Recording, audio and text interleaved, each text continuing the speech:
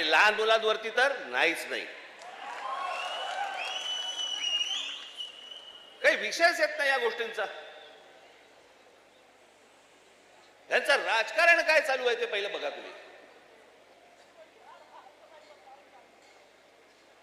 हे या सगळ्या गोष्टी मी तुम्हाला आत्ताच सांगतोय. मी माझ्या पत्रामध्ये पण दिलं होतं, आम्ही हिंदू आहोत, हिंदी नव्हे.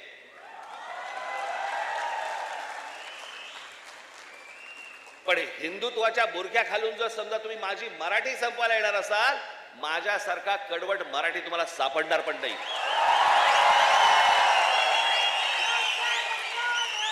हिम्मत असेल तर हात लावून दाखवा तुम्ही.